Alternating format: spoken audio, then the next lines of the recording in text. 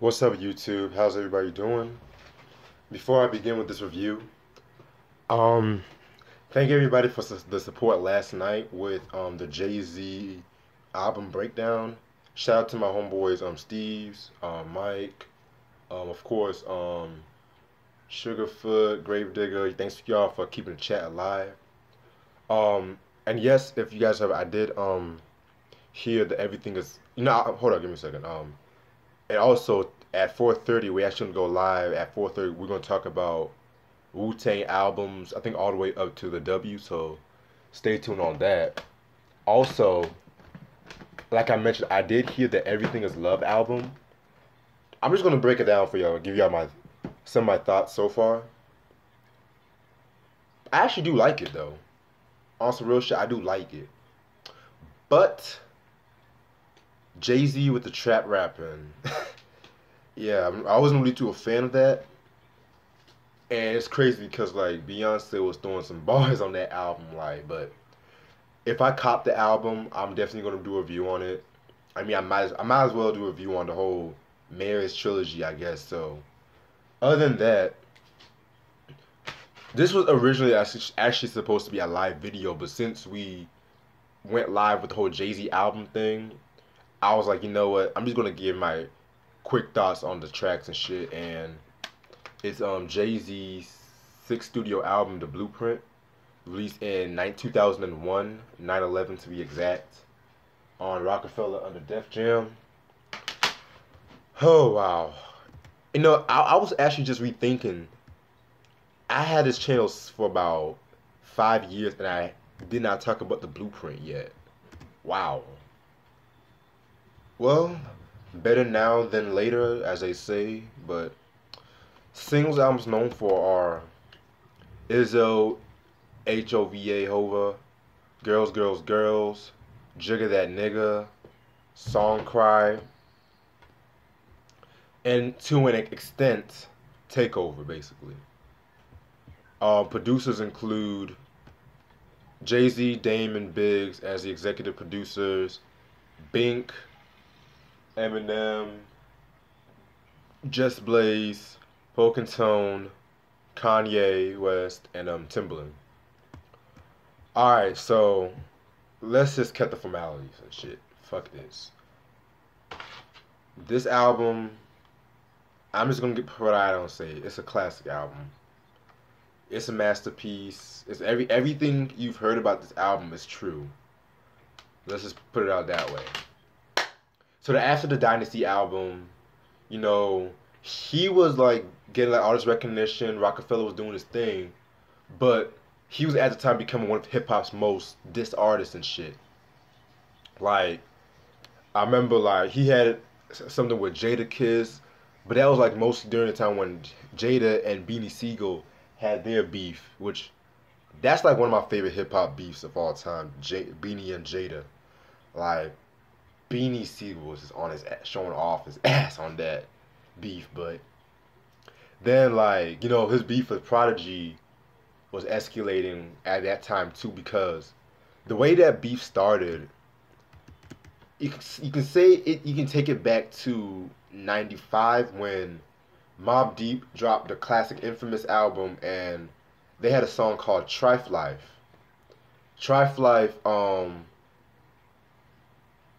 and Prodigy had this line where he mentioned Marcy or some shit.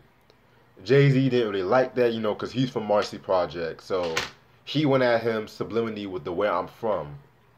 This I did not even know. I didn't know, cause I thought the beef really started in '98, but it was that breakdown last night that I had to relook it up and shit.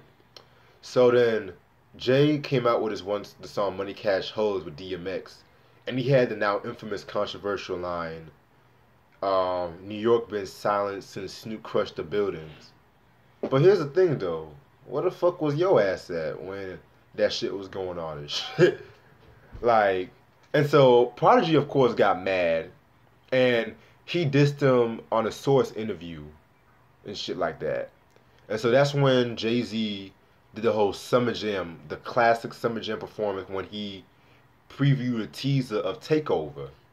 And then he revealed the whole Prodigy dancing like Michael when he was dressed as Michael Jackson and stuff like that. And because it's no secret that he went to, I think he went to an art school. It's no secret about that. And yeah, and so that just ruined his credibility in my. Well, he never really recovered from that lyrically. Let's just say that. And yeah, and also around this time, the most the most notable beef he was at was with Nas and shit. So I've mentioned this beef countless times on this channel. So yeah, let's just leave it like right there. I mentioned the beef countless times. So you guys, if you guys like rewatch some of the older vids or just some random vids, I mentioned it. But yeah, this beef has been going on for like subliminally for years now. But it didn't really get like heavy until like '01 and shit. So yeah, so he basically did this whole album in 2 weeks. It was said that he was writing lyrics for 2 days, and this was around the time like he was doing the whole trial situation and shit. So yeah, and it's kind of crazy too because like when this album was released in 9/11 and shit, basically the tour that was supporting this album, he had to reschedule certain performances, and he donated $1 for every ticket sold to the relief organizations, which I thought that was pretty cool and shit. But yeah, this album was released. I love this album cover. Like, this is like a fucking masterpiece of an album cover. Like, I made it. I'm the big boss and shit. Like, whew. And so, you got some shit right here. Dope picture of Jay. Blueprint. That. Thank you. Oh, bless me. Thank you. Yeah. And I'm surprised too because I got this version off Amazon, and I'm surprised it didn't come with the Def Jam coming soon. You know how that shit goes. The only official guest appearances on this album is Eminem, but there are like some notable uncredited vocals like Q-Tip, Slick Rick, and Biz Markie. They did vocals for Girls, Girls, Girls. Kanye did uncredited vocals on Never Change. Yeah, so a couple of good vocals. So yeah, 13 songs. You guys should know what I'm gonna do. Track number 1, The Ruler's Back. Nice way to start off the album. I kind of see it as a way of covering and paying homage to the Slick Rick song of the same name off The Great Adventures of Slick Rick. Basically dope ass song. Love that Slick Rick song. I feel like Jay-Z did it justice. Who produced this one? Bink produced that one, so yeah. Track number 2, Takeover. Recently I've mentioned this song. I mentioned this song in my favorite hip hop songs series. I mentioned this in the album thread. It's my favorite song, probably my favorite song off this album. I'll put it to you that way. Like, just basically everything about this song was very dope. Like, Takeover, like, he just went in 4 fucking verses. And as much as I love the verse he went at Nas, though, like, when he was going at Prodigy, it was just like, don't get me wrong, rest in peace, Prodigy. He's, like, definitely one of my favorite MCs. I'm sorry, I just got distracted, but he's definitely one of my favorite MCs, but, like, it's beef, it's hip-hop beef and shit, so it is what it is. But yeah, Nas, man, like, damn. Like, some of the lyrics are just... And that's another thing about Takeover people never really give credit for. This nigga basically researched his whole enemies, like, careers and stuff like that. Put their flaws on display and shit. Like for example, we went from not nasty Nas to S Coast trash. Had a spark when you started, but now you're just garbage. Fell from top 10 to not mention at all. To your bodyguards, Uchiwali's versus better than yours. Because you guys should know that's on Uchiwali. I think it was on the Queensbridge Finest compilation. Horrendous song in my opinion, but his bodyguard horse. A lot of people said that he had a best verse than Nas on that shit, and also some other lines where. So I showed you your first tech on tour with Large Professor. Then I heard your album about your tech on the dresser. So yeah, I sampled your voice, you was using it wrong. You made it a hot line, I made it a hot song. You ain't got a coin, nigga, you was fucking then. I know who I paid God, such a let publishing. And then this one line from Prodigy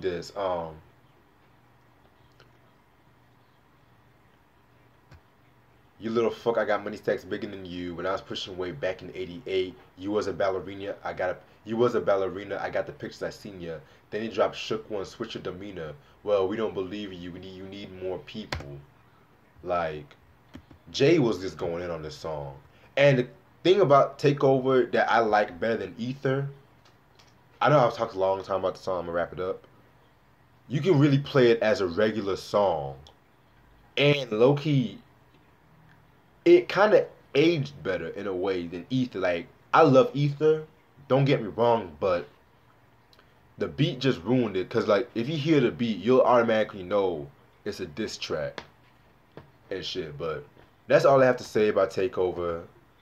Classic diss track, one of my favorites.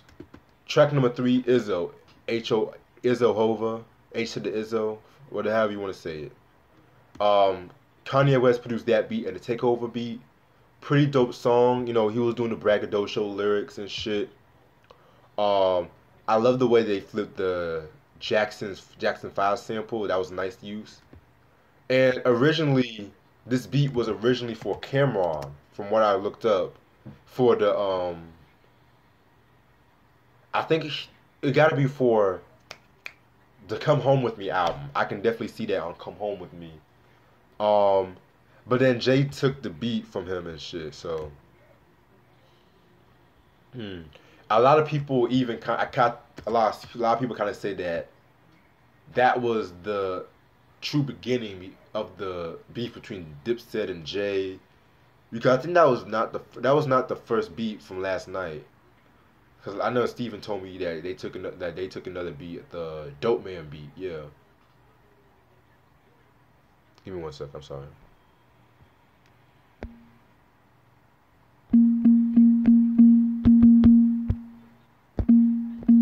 Sorry about that. My friend was just. Yeah. Okay. So, yeah. H to the Izzo. Track number 4, Girls, Girls, Girls. Love that song. And it's crazy too because I think it was this song and Show Me What You Got were the first 2 Jay-Z songs I've heard and stuff. And I love the video. I remember seeing the video on 106 in Park a lot back in the day. And the video with all the females with nationalities. Like, I mean, because a lot of people call the song misogynistic, but I don't see it as misogynistic. I just feel like he's just paying homage to just all the beautiful girls and stuff. And in case you guys didn't know, the beat was originally for Ghostface, because Just Blaze made this beat for Ghostface. And I could definitely see Ghost using this beat for Bulletproof Wallets. Like, on some street shit. But anyway, track number 5, Jigga That Nigga. That was the only song I felt like it didn't fit on the album. Because like, that was basically a Track Masters beat. And you guys should know how I feel about the Track Masters. They can be hit or miss sometimes depending on the artist, but I feel like they're very underrated. But this was not one of their best moments. And this beat was originally supposed to be given to MC Lyte, from what I've from what I've looked up. So, and also another thing about this song too is that Jay Z he put this song in the middle of the track list to take a break from the soul sampling of the album, which I'm gonna get into the sampling. I know I haven't mentioned that many samples yet on the album, which I'm gonna save that for later on after the review. Track number 6, You Don't Know. That's one of my top 5 Jay Z songs. Like, da da da da da da. Like that song right there. Whoo! Fucking classic. Track number 7, Hola Jovito. You know, I have to be honest with you guys. Out of all the songs off this album, this was the one I remember it, but I don't fully remember it. It's like after we listen to that song a couple times and stuff, for me to fully appreciate it. I'm not saying it's a bad song, but I might say my opinions on that song for another day. Let me just say that. Track number 8, Heart of the City, Ain't No Love. Another classic. That should have been like a promotional single for the album. Especially like yeah, like especially during that time and stuff like that. That should be a dope promotional single. Like Ain't No Love in the Heart of the City. That's like one of Kanye's most soulful beats he has ever done. Like track number oh, and another thing too that I've actually is actually some controversy. Actually, not controversy, but it was originally Jay Z actually did want this to be the first single of the project, and Kanye I think he originally made the beat for DMX, but me personally I can't see DMX on a beat like this personally. Like when I think of DMX, I always want that like the dark, heavy like synthesizer kind of deep. Those are the beats I like from DMX. You know, with the dark piano and shit. You know, when Swiss Beats was actually make some dope shit. And this originally was supposed to have R. Kelly in it, from what I looked up too. I don't know how true that is, but yeah. Track number 9, Never Change. Love that song. Make self-explanatory. Just the way talking about how he's always gonna be the same Jigga Jay Z. He's always gonna be that same dude and shit. So, track number 10, Song Cry.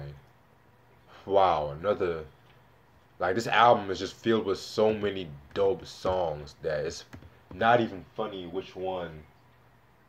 It's not even funny like which one is like your favorites. And I even have to go back and forth because it's either gotta be Takeover, but this one like either gotta be Takeover. Some days it's Heart of the City, then some days it's this. But let me shut up.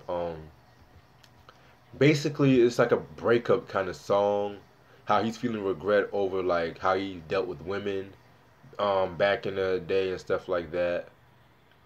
Yeah, this song definitely another classic song.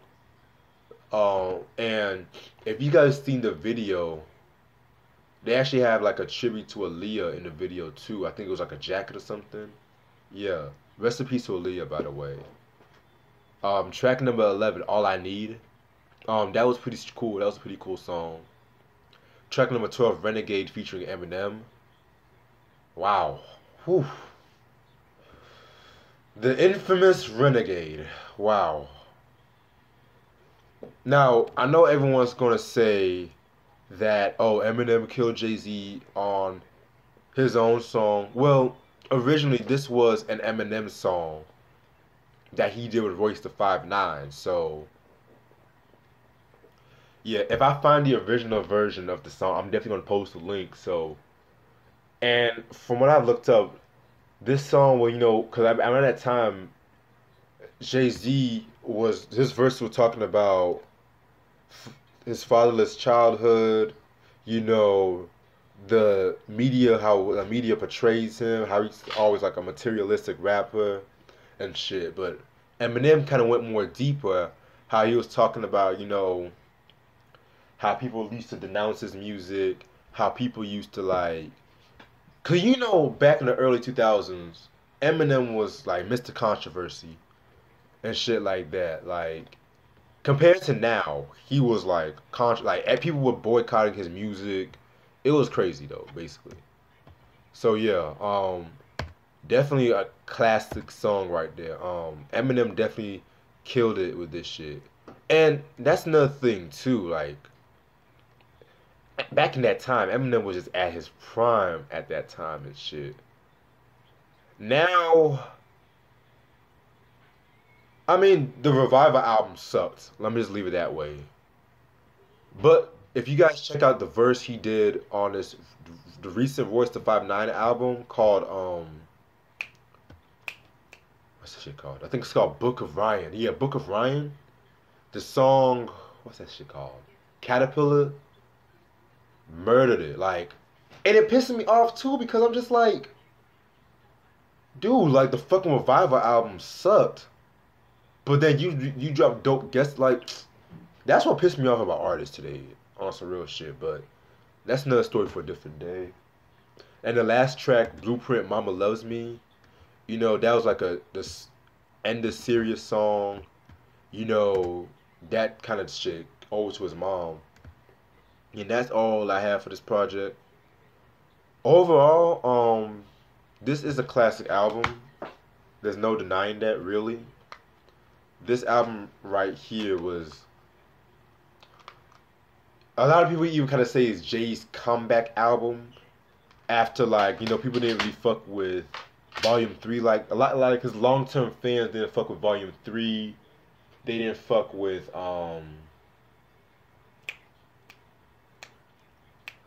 what's that album called? Like, the Dynasty album, which I have to be in a minority because yeah, Volume 3 was but the Dynasty album is really growing on me because that album right there is I would even call it like an arguable classic in my opinion. And I felt like that album was important because he found his traditional sound on that album and shit like that because I felt like with his albums from 96 to 99 especially with actually more of an emphasis with 97 and 99 was an album that kind of reflected the times of hip hop at that time and shit. But that's another story for a different day. Just watch that breakdown last night. I'll probably post a link to that breakdown on the description box. So yeah.